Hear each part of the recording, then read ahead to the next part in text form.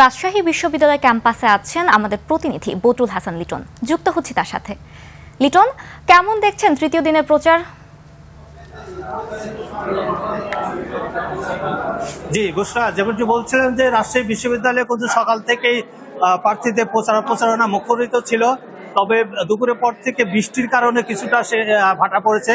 কিছুক্ষণ আগে কিন্তু 9 দফা দাবিতে ছাত্র শিবিরের যে সম্মিলিত শিক্ষার্থী জোট যে প্যানেলটি ছিল তার পক্ষ থেকে 9 দফা দাবি জানিয়ে নির্বাচন কমিশনের কাছে তারা স্মারকলিপি দিয়েছে এবং এই নির্বাচন সুষ্ঠু করার জন্য তারা দাবি জানিয়েছেন। এখন আমার পাশে আছেন ছাত্র শিবির সমর্থিত তাদের সম্মিলিত শিক্ষার্থী জোটের ভিপি প্রার্থী। আমি তার কাছে জানবো যে তারা কেন এই স্মারকলিপি দিয়েছেন।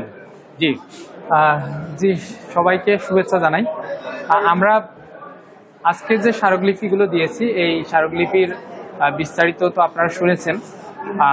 আমরা নির্বাচনটা সুষ্ঠুভাবে সম্পন্ন করার জন্য, নির্বাচনটা সবার সাথে অংশগ্রহণমূলক করার জন্য এবং স্বচ্ছতার সাথে নির্বাচনটা শেষ করার জন্য আমরা সহযোগিতা করছি প্রথম থেকেই প্রশাসনকে।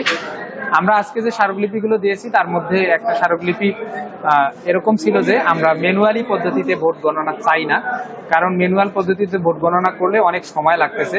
শিক্ষার্থী অনুযায়ী হিসাব করলে জাকসু নির্বাচনের তুলনা করলে এখানে ম্যানুয়াল পদ্ধতিতে ভোট গণনা করতে সময় লাগবে 1 সপ্তাহের মতো। তো একটা নির্বাচন হওয়ার পরে সেটা রাত পার হলেই সেটা স্বচ্ছতা সম্পর্কে প্রশ্ন ওঠে। এজন্য আমরা ওই দিন নির্বাচন করার পর ওই দিন রাতেই নির্বাচনী ফলাফলটা চাই। এটা যদি ম্যানুয়াল পদ্ধতিতে সম্ভব হয় অবশ্যই ম্যানুয়াল পদ্ধতিতে, তবে ম্যানুয়াল পদ্ধতিতে সম্ভব না বলে আমরা ইলেকট্রনিক ভোটিং সিস্টেমের মাধ্যমে এটা হোক, এটা আমরা চাই। আর অন্যান্য দাবিগুলো ইতিমধ্যে প্রশাসনে আছে।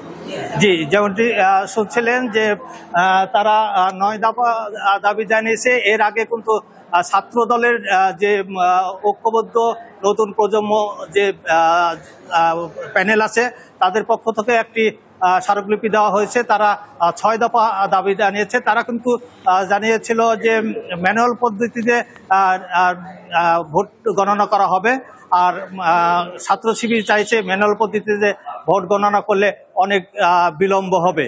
এই ছিল রাজশাহী বিশ্ববিদ্যালয়ের রাষ্ট্র নির্বাচনের সর্বশেষ পরিস্থিতি।